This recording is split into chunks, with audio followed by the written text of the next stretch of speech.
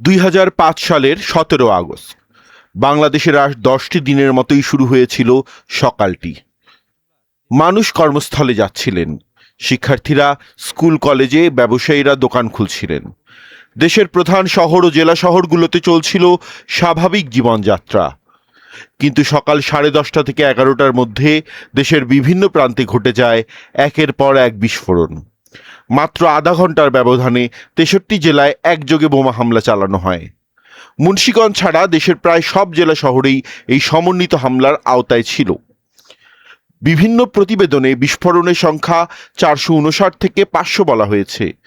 হামলাগুলো ছিল তুলনামূলকভাবে ছোট আকারের, কিন্তু এর ব্যাপকতা এবং সময়ের সমন্বয় পুরো দেশকে স্তব্ধ করে দেয়। ঢাকা, চট্টগ্রাম, খুলনা, রাজশাহী, সিলেট, বরিশাল সহ দেশের বিভিন্ন শহরে বিস্ফোরণের খবর আসতে থাকে।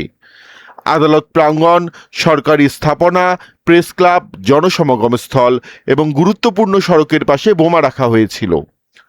অনেক স্থানেই বিস্ফোরণের পর আশেপাশে উগ্রবাদী বক্তব্য সম্বলিত লিফলেট পাওয়া যায়। ঘটনার পরপরই মানুষের মধ্যে আতঙ্ক ছড়িয়ে পড়ে। কোথায় বিস্ফোরণ হয়েছে আর কোথায় হতে পারে, এ নিয়ে তৈরি হয় অনিশ্চয়তা। আইন শৃঙ্খলা রক্ষাকারী বাহিনী বিভিন্ন স্থানে নিরাপত্তা জোরদার করে। সন্দেহজনক বস্তু দেখলেই মানুষ দূরে সরে যেতে শুরু করেন। হাসপাতালগুলোতে আহতদের নেওয়া হয়, আর প্রশাসনের পক্ষ থেকে শুরু হয় উদ্ধার ও তদন্ত কার্যক্রম। এই হামলায় 2জন মানুষ নিহত হন এবং অর্ধশতাধিক থেকে শতাধিক মানুষ আহত হন। বিভিন্ন প্রতিবেদনে আহতদের সংখ্যায় কিছুটা পার্থক্য রয়েছে।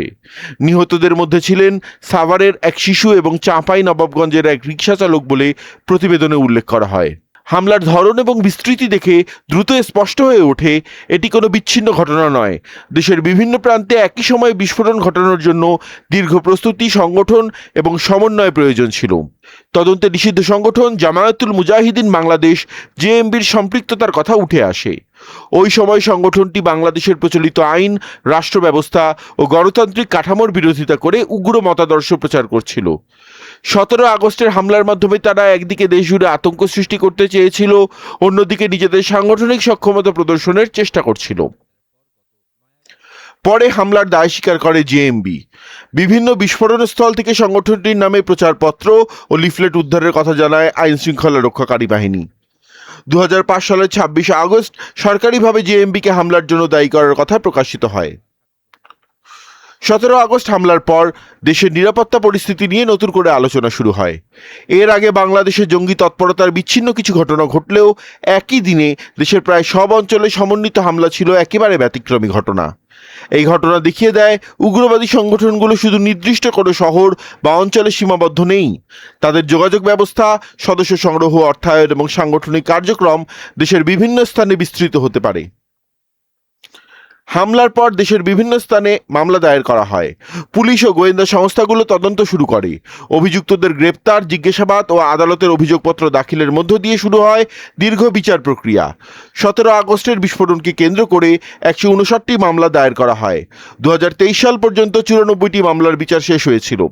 এসব মামলায় 334 জনকে বিভিন্ন মেয়াদে কারাদণ্ড দেওয়া হয় এবং 27 জনের মৃত্যুদণ্ড হয়। তাদের মধ্যে 8 জনের মৃত্যুদণ্ড কার্যকর করা হয়। একই সঙ্গে কিছু আসামি খালাসও পান। জেএমবির শীর্ষ পর্যায়ের নেতাদের বিরুদ্ধেও পরবর্তী সময়ে ব্যবস্থা নেওয়া হয়। সংগঠনটির আমির আব্দুর রহমান এবং সামরিক শাখার প্রধান হিসেবে পরিচিত সিদ্দিকুল ইসলাম ওরফে বাংলা ভাই সহ কয়েকজন শীর্ষ নেতার মৃত্যুদণ্ড 2007 সালে কার্যকর করা হয়। তবে 17 আগস্টের সিরিজ বোমা হামলা জেএমবির শেষ বড় হামলা নয়। ওই বছরের শেষ দিকে দেশের বিভিন্ন আদালত প্রাঙ্গণেও বোমা হামলা হয়। গাজীপুরে আত্মঘাতী হামলায় কয়েকজন নিহত হন এবং অনেকে আহত হন। এসব ঘটনার পর জঙ্গিবাদকে শুধু আইনশৃঙ্খলার সমস্যা হিসেবে নয়, জাতীয় নিরাপত্তা ও সামাজিক স্থিতিশীলতার জন্য বড় হুমকি হিসেবে দেখা শুরু হয়। এই ঘটনার পর জঙ্গিবাদ মোকাবেলায় আইনশৃঙ্খলা রক্ষাকারী বাহিনীর অভিযান বাড়ে। সন্দেহভাজন নেটওয়ার্ক শনাক্ত করা, অর্থের উৎস অনুসন্ধান, সীমান্ত নজরদারি এবং উগ্রবাদী প্রচারণা ঠেকাতে বিভিন্ন পদক্ষেপ নেওয়া হয়। একই সঙ্গে পরিবার, শিক্ষা প্রতিষ্ঠান, ধর্মীয় প্রতিষ্ঠান এবং গণমাধ্যমের ভূমিকা নিয়েও আলোচনা শুরু হয়।